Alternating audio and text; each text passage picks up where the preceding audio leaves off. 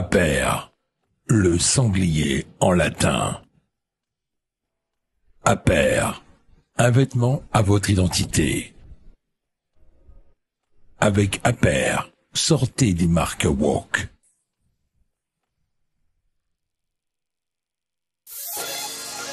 7h, 10h sur Radio Courtoisie, suivez la ligne droite. Bonjour Lisa Dutreuil. Bonjour Maude Koffler, bonjour à toute l'équipe et bonjour à nos chers auditeurs. Ce matin, on va parler de l'enfance face à l'idéologie du monde littéraire cette fois. On sait que l'enfance aujourd'hui, c'est l'enfance de tous les dangers. Eh bien, une fois n'est pas coutume, on va en parler avec Valérie Daubigny, patron d'émission chez Radio Courtoisie, auteur dernièrement de Donner le goût de la lecture aux enfants aux éditions Artege. Et donc, c'était publié cette année. Bonjour madame et merci d'être avec nous ce matin. Bonjour mesdames. Alors, avant d'aborder en détail ce combat face à l'idéologie qui sévit dans le milieu de la littérature jeunesse, est-ce que vous pourriez commencer par nous expliquer quels sont les enjeux qui se cachent derrière la pratique de la lecture pour nos enfants, bien au-delà de la simple maîtrise de la langue française, qu'on imagine est déjà être un vrai défi. En quoi cela est-il vertueux et surtout essentiel ? Eh bien, on se rend compte de plus en plus, à l'appui d'études qui le démontrent, et puis surtout de manière empirique dans nos vies de famille, dans les vies de classe, que la surexposition aux écrans a une conséquence immédiate, une conséquence de temps qui n'est plus consacré à la lecture. Et ce temps qui n'est plus consacré à la lecture est du temps de cerveau disponible des enfants consacré à des activités qui leur apportent un plaisir immédiat, alors que la lecture apporte un plaisir profond qui se cueille avec plus d'efforts. Et en fait, la pente naturelle, elle est plutôt vers la glissade. Et malheureusement, c'est d'abord le sens de l'effort qui est touché dans ce déséquilibre en faveur des écrans.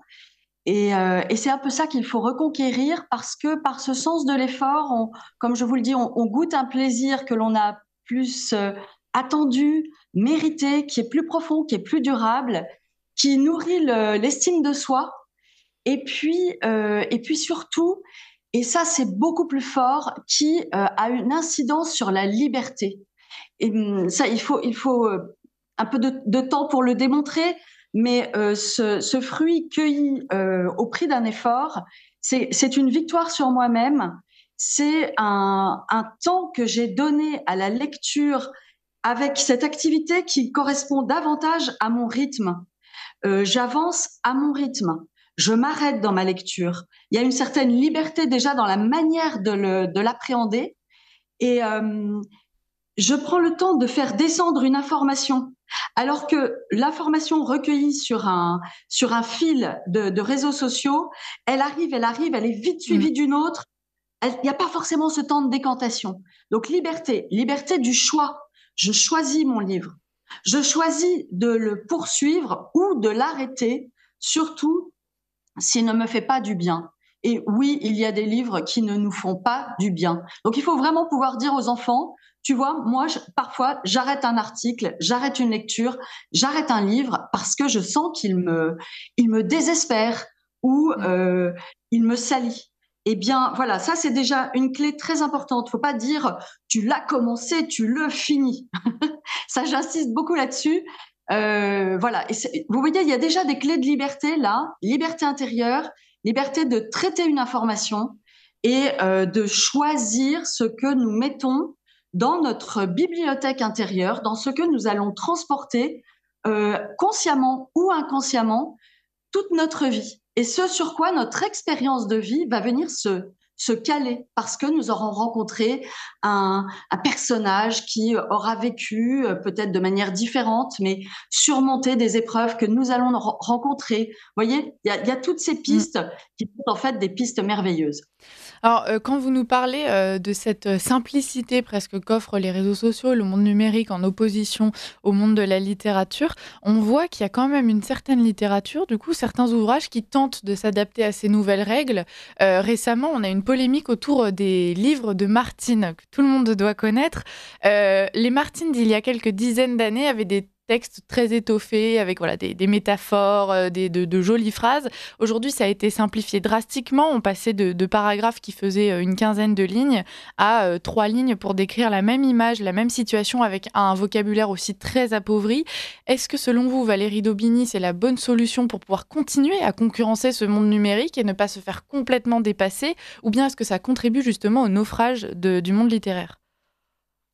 Il y a de tout dans la production littéraire contemporaine, mais effectivement, la réécriture de classiques comme les Martine que vous citez, comme le Club des Cinq, qui vient aussi non seulement simplifier le style, euh, euh, passer au présent plutôt qu'au passé simple, mais en plus gommer tout ce qui peut être un peu identitaire et culturel. Vous voyez, je vois avec beaucoup d'inquiétude également des livres arrivés qui n'ont pas d'ancrage. Ça pourrait se passer aussi bien à Strasbourg qu'à Honolulu, vous voyez, et ça, je pense que ça n'est pas bon non plus pour la connaissance de soi, pour imprimer oui, un ancrage. Cette réécriture simplifiante, elle est aussi délétère parce qu'elle part de la fausse bonne idée que pour faire lire des enfants qui ont de plus en plus de mal à entrer dans le plaisir de la lecture, eh ben, on va simplifier. On va simplifier le vocabulaire, on va utiliser le présent qui écrase tout. Et c'est une fausse bonne idée parce que je le vois mais de manière permanente chez nos jeunes lecteurs, testeurs de livres. Ils aiment le mystère même de mots qu'ils ne comprennent pas tout à fait, qu'ils n'ont peut-être jamais rencontrés. Dans une page, il peut y avoir quelques mots qu'ils n'ont pas rencontrés. Il faut faire attention, à l'inverse, de ne pas les noyer sous des livres qui comportent trop de vocabulaire inconnu. Pardon. Parce que là, on les perd. Pardon, je suis désolée. Oh, aucun problème. Mais un enfant qui rencontre, je sais pas, je pense au mot tintinabulé que j'ai vu hier dans un livre, un mot que l'on emploie très peu à l'oral. Ces mots pour décrire des nuances avec finesse. Si l'enfant ne peut pas en donner une définition parfaite, et ne demandons pas aux enfants de lire un roman avec un dictionnaire à côté d'eux. C'est exceptionnel, ça devient un exercice scolaire qui peut avoir sa place à l'école, mais dans la lecture plaisir, petit à petit, ils vont cerner le sens. Ils vont le rencontrer une fois, puis une deuxième fois, une troisième fois. Ils vont en cerner le sens. Il y a une espèce de magie des mots inconnus, des temps que l'on n'utilise pas à l'oral, l'imparfait du subjonctif, avec ces accents circonflexes sur les auxiliaires. Vous voyez tout ça, il y a une certaine magie, il y a un certain pouvoir pour capter les cœurs. Ça, j'y crois beaucoup. C'est une fausse bonne idée de croire que l'on va conquérir par du médiocre. De manière identique dans les albums, fausse bonne idée de croire que l'on va conquérir les petits en leur donnant des albums très terre à terre, très pipi caca. Je suis désolée de dire ça, mais vous avez des rayons entiers sur ce thème, vraiment très basique. L'enfant va rire, il va rire un peu, bien sûr, d'autant plus qu'il y aura peut-être des sonorités qui vont l'amuser. Mais allons-nous conquérir avoir son admiration durable? Non, il va rire un peu, il n'y reviendra pas. Il faut se méfier de cette démagogie aussi en littérature jeunesse. Alors, on parle effectivement de cette littérature qui tend à s'appauvrir, de ces livres pipi-caca, comme vous dites, qui s'étalent sur des rayons entiers. L'autre aspect de la littérature jeunesse aujourd'hui, c'est que c'est devenu un véritable outil idéologique. On ne compte plus les ouvrages, justement, qui présentent, par exemple, l'idéologie du genre, etc. Alors voilà, est-ce que vous pourriez nous en dire quelques mots ? Et puis, est-ce qu'on imagine bien que c'est un vrai défi auquel il va falloir s'attaquer et le plus rapidement possible. Mais voilà, quels seraient les risques justement si on échoue à pouvoir se ressaisir du milieu de la littérature et le débarrasser de cette idéologie qui s'infiltre réellement ? Oui, c'est un vrai sujet et je pense que en ce moment, on est au cœur du combat. C'est autant l'aspect qu'on abordait au début de ce temps à reconquérir, là aussi il y a également un terrain à reconquérir. Il faut arriver à chasser le wokisme de la littérature jeunesse. Je l'expérimente tous les jours. Beaucoup de maisons d'édition chez qui nous avions beaucoup de joie à choisir des livres, mettre des livres en valeur, eh bien aujourd'hui, lorsque je reçois leurs avant-programmes, je ne peux plus leur demander aucun livre parce que tous, dans les mots-clés, comportent des marqueurs idéologiques. Je vais balayer très vite pour que nos auditeurs voient de quoi nous parlons. Oui. Marqueur idéologique, d'abord par un féminisme qui s'apparente à la lutte des classes, un féminisme marxiste, opposition des sexes, lutte de pouvoir, qui ne fait pas du bien aux filles, qui ne fait pas du bien à notre société. Ce féminisme qui conduit à revoir, réécrire le passé de femmes avec nos yeux pollués d'aujourd'hui, en leur prêtant des pensées, des combats qu'en fait elles n'avaient pas, mais qui étaient des femmes qui avaient une dignité qui aujourd'hui échappe aux observateurs complètement embués de wokisme. Il y a aussi de manière générale, un relativisme. Il n'y a pas de vérité, il n'y a pas de vraie beauté. On peut rire de tout, et puis surtout, tout est défendable. Tu as ta vérité, j'ai la mienne. Vous voyez, ce relativisme, il est polluant à un point. Évidemment, les questions de genre, et ça commence très petit. Le poussin, mais va-t-il être une poule, un coq? Comment se sent-il au fait? Et puis, se sent-il vraiment poussin? Je n'exagère pas, j'ai des ouvrages à la clé pour appuyer ce que je vous dis là. Et ça, c'est une manipulation des cœurs, des esprits, qui remonte à très très longtemps. Et tout ce qui est en train d'engluer la production littéraire aujourd'hui, ça n'est pas tombé l'année dernière, ça remonte à très très longtemps. On l'a vu venir depuis très longtemps.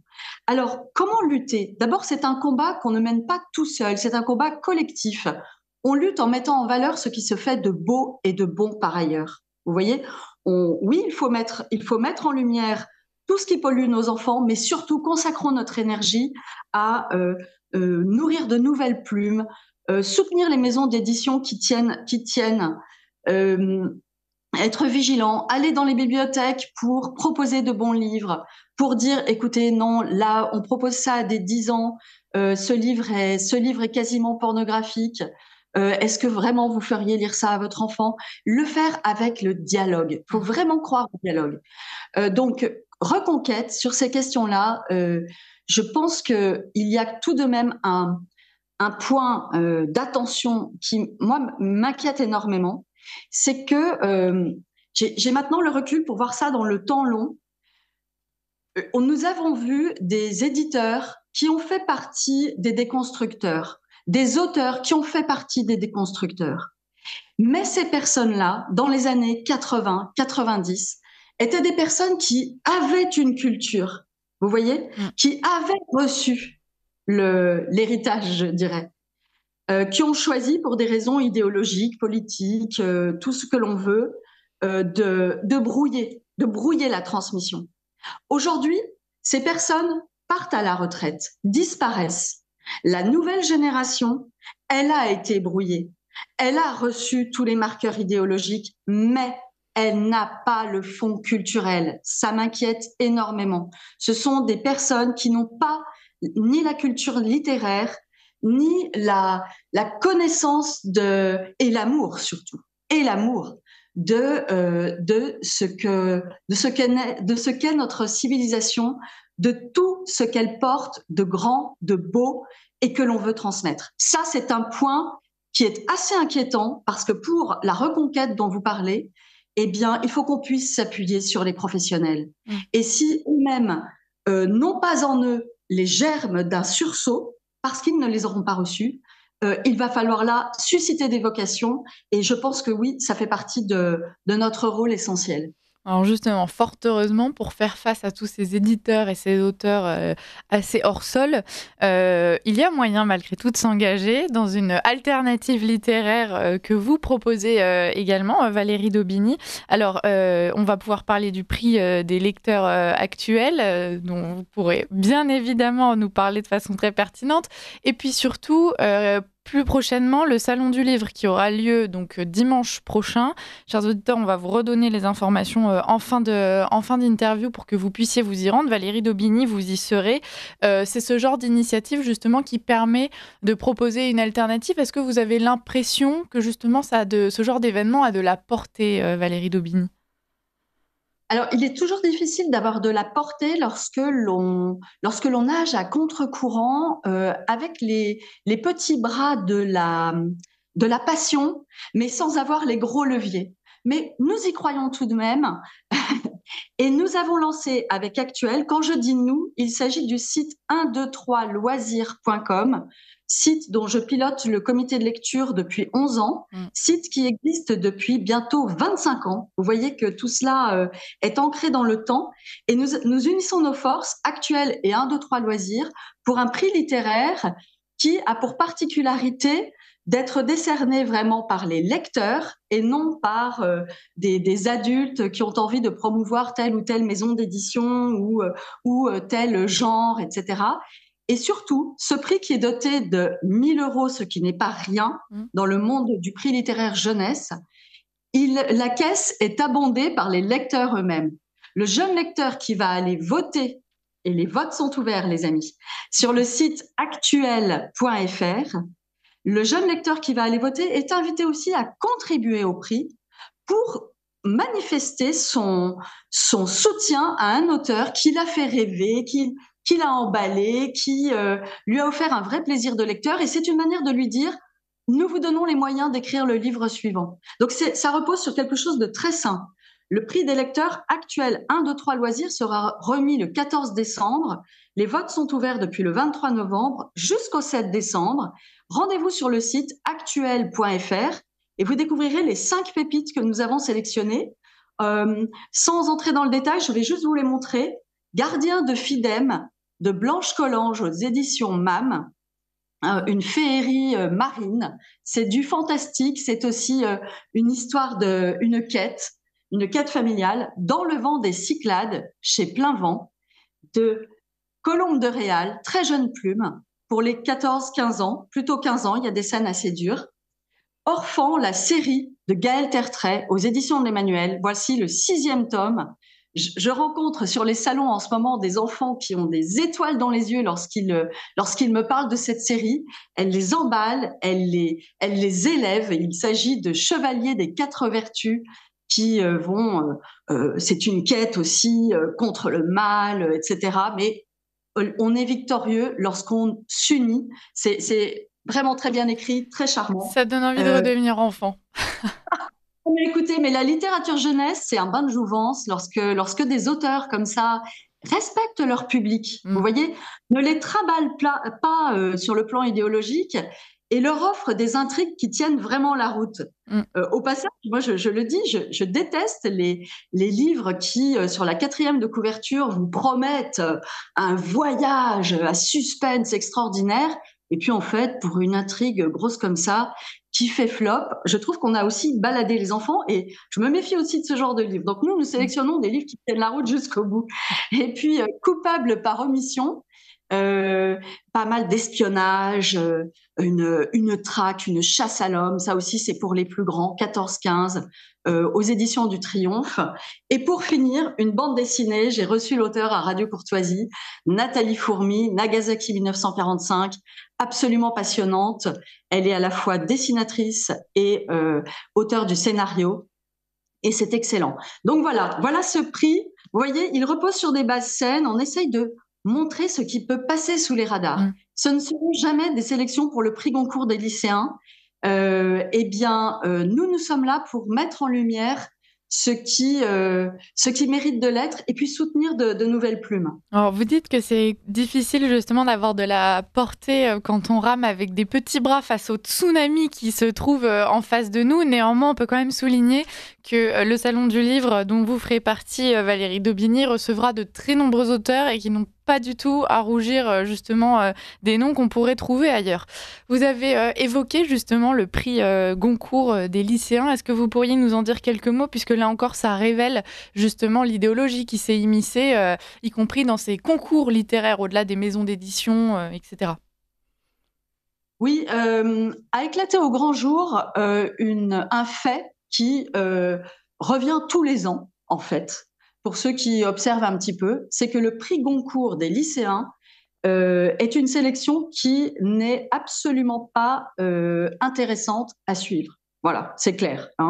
Je rencontre des professeurs de lettres avec qui j'en parle depuis la sortie de ce livre qui a vraiment montré au grand public combien on peut et je ne sais pas comment on peut se regarder dans la glace après avoir sélectionné un livre qui est pornographique, vraiment on peut le dire, parce que parfois on dit ah oui vous dites pornographique, oui il l'est, qui est scatologique, qui sent mauvais du début jusqu'à la fin, qui est très mal écrit, qui également conduit au désespoir par le suicide. Nous faisons très très attention à ça. On sait combien la jeunesse est fragile, est malade aujourd'hui, et tout ce qui met en lumière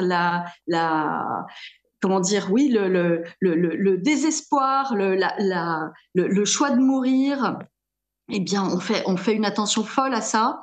Eh bien, second cours des lycéens, je pense qu'il faut vraiment passer son chemin. Pourquoi d'abord? Parce que ce n'est pas de la littérature jeunesse. On est lycéen, oui, les programmes scolaires et notre capacité, notre maturité intellectuelle peut nous permettre d'entrer dans beaucoup de livres adultes. Mais notre maturité affective est-elle au rendez-vous déjà? Eh bien, quand on est lycéen, et on continue à se construire. Pour se construire, on s'abreuve, on se nourrit. On se nourrit à des sources qui donnent envie d'entrer fièrement dans le monde adulte. Et ces livres-là, ils vous pourrissent l'âme. Il y a une espèce de corrosion, comme disait Pie-XII. Je remercie la personne qui m'a envoyé cette citation de Pie-XII ce week-end, dans laquelle effectivement il parle de corrosion des cœurs et des esprits. On voit bien ce que ça veut dire. Donc là, passons notre chemin. Il y aurait beaucoup de choses à dire sur ce prix. Je pense que d'une certaine manière, positivement, les yeux se seront ouverts et peut-être beaucoup d'observateurs feront plus attention à ce que les écoles mettent entre les mains de leurs enfants et auront le courage d'aller dire ça ne passera pas par chez nous. Voilà. Et voilà pourquoi. Moi, je promeus beaucoup les rencontres avec les professeurs dans ces cas-là. On n'arrive pas avec une Kalachnikov, on arrive pour dialoguer. Et on arrive surtout avec des pages à lire ensemble. Ça, je l'ai expérimenté personnellement. Vous arrivez, on lit les pages ensemble. Et quand les pages sont celles du dernier, du Goncourt qui fait partie c'est pas celui qui a reçu le Goncourt des lycéens, qui est sélectionné, le Club des enfants perdus de Rebecca Liguiri. On arrive, on est un père, une mère, une femme. On va lire ça aux professeurs les yeux dans les yeux. Je pense que ça peut déjà avoir un peu d'effet. Ce n'est pas un exercice mental. Ça passe par notre bouche, ça entre dans une oreille. Voilà, je glisse ça à nos auditeurs. C'est une bonne porte d'entrée. Je n'ai peut-être pas assez insisté, Liselotte, dans la question que vous m'avez posée précédemment, sur les auteurs qui seront présents à Renaissance catholique. Je suis très admirative d'auteurs, comme vous le disiez, qui sont ancrés, qui écrivent depuis si longtemps pour les enfants. Je vois par exemple Francine Bay, Francis Bergeron qui seront là avec leurs livres pour les enfants et les jeunes. Ils sont au service de la lecture et des enfants avec talent depuis si longtemps. Catherine Delaza, Véronique Duchâteau, Isabelle Stock, auteure qui est venue à Radio Courtoisie, que j'avais invitée avec grande joie, que je réinviterai. Nouvelle auteure qui se donne beaucoup de peine et qui rencontre un public qui l'aime. Inès de Chanterac, Anne-Laure Blanc, ma complice pour Une bibliothèque idéale, de 0 à 16 ans aux éditions Critérion. Clémence Menet, illustratrice de talent, elle ne travaille pas au numérique, elle dessine, elle surveille ses couleurs, elle choisit les nuances. Excellente illustratrice. Anne-Elisabeth d'Orange, Nouvelle Plume, vous voyez, aux éditions d'Emmanuel, avec une trilogie qui s'appelle Erin, pour les 14-15 ans. Un talent qui vient d'émerger. Elle avait un manuscrit dans un tiroir. Un beau jour, sous la pression, elle le montre à un éditeur. il est excellent d'emblée. Et nous avons des lecteurs qui attendent le tome 3 avec impatience. Voilà, tout ça, ça donne beaucoup d'espérance. Petit page, illustrations ravissantes. Sophie Rouberti, patron d'émission à Radio Courtoisie, qui vient de sortir un livre excellent pour reconnaître les saints. Enfin voilà, Morissette Vialandru, qui écrit depuis si longtemps avec tant de talent. Vous voyez, il y aura toutes ces personnes. Allez les rencontrer avec vos enfants. Les salons du livre servent à ça. Ces auteurs ont besoin de rencontrer leurs jeunes lecteurs. Ouais. Ils ont besoin aussi de ces sourires, de ces yeux, de ces remarques. On se nourrit. Tout ça, c'est un monde enthousiasmant. Voilà. Et il y a vraiment, ce sont des échanges et c'est ça qui est magnifique. Oui, puis effectivement, c'est des auteurs qui luttent dans un monde qui leur est plutôt hostile. Donc, on imagine bien que rencontrer de jeunes lecteurs, c'est le genre de choses qui permet de mettre du baume au cœur et d'encourager même pour la suite. Bon, merci de nous avoir fait ce petit détour justement par tous ces noms d'auteurs que je n'osais pas citer tant ils sont nombreux. Mais c'est plutôt bon signe, chers auditeurs. Et au-delà de la littérature jeunesse, on en parlera durant le reste de la semaine. Mais il y a vraiment un très, très beau programme. Donc, n'hésitez pas, vos enfants seront ravis et vous le serez aussi. Valérie Daupigny, vous parliez de cette génération brouillée, de ce relativisme concernant ce qui est beau et bon avec un grand B. Tout ça, finalement, c'est le symptôme d'une société malade. C'est juste la confirmation de ce qu'on peut constater dans bien d'autres domaines. Comment est-ce qu'on fait justement aussi pour réimposer ces notions de beau et de bon dans ce qu'elles ont de moins relatif, justement? Ce qui donne beaucoup d'espérance, c'est qu'au cœur de tout homme, il y a cette soif. Elle est étanchée parfois par de mauvaises sources, des sources abîmées, des sources polluées. Mais il y a cette soif. Donc, à nous d'apporter la lumière, même à contre-courant, là où elle est, et par des canaux les plus simples possibles. Par exemple, ce qu'avec Sophie Rouberti, nous expérimentons depuis des décennies, ce travail qui consiste à donner à voir les œuvres de notre patrimoine, sans que ça passe par des connaissances, sans que cela soit réservé à une élite déjà préparée par son éducation, par son milieu. Tout cela, c'est pour tous, partout et en tout. Le beau, l'universalité du beau est vraiment un appui, une force à cultiver pour nous donner cette envie de transmettre. Ce beau en tout, il consiste par exemple à donner à voir. On a tous des yeux, un cœur, et parfois même, lorsqu'il m'arrive de faire des conférences sur la transmission par le beau, de dire, mais offrons-nous chaque jour l'observation du ciel pendant quelques minutes. Regardez le ciel, il n'est jamais le même. Vous allez voir combien cela rouvre des canaux en vous, des canaux d'oxygène, j'ai envie de dire. Ça va vous oxygéner. Ouvrez les yeux sur ce matin, vous partez au bureau, vous partez en classe. Regardez un point de fuite sur un chemin à la campagne ou dans une ville, une façade, etc. Il faut que nous réapprenions aussi à voir le beau, parce qu'il est là, à nous sortir d'un poison terrible qui nous englue, notamment par certains médias, j'ai envie de dire orgueilleux, qui se permettent de porter un regard cynique sur tout. Vous voyez, on les trouve en radio, on les trouve dans les émissions des ces petits coqs qui ont tout vu, tout compris, qui ont l'œil rieur, cynique. Moi, j'ai l'habitude de dire le cynisme à la Ruquier, mais malheureusement, on peut le décliner. Voilà, vous voyez, ça fait un mal fou. C'est un poison. Ouais. Parce que derrière ce petit regard hautain, il y a l'idée que rien n'est grand, rien n'est vraiment beau. Et ça, pour nos enfants, c'est délétère. Donc, n'entrons pas là-dedans. Cultivons la capacité d'émerveillement, les mots pour dire l'émerveillement, les mots pour dire avec simplicité ce que nous ressentons. Parfois, on est très pudiques, nous, les adultes. On a On a peur d'être ému devant les enfants.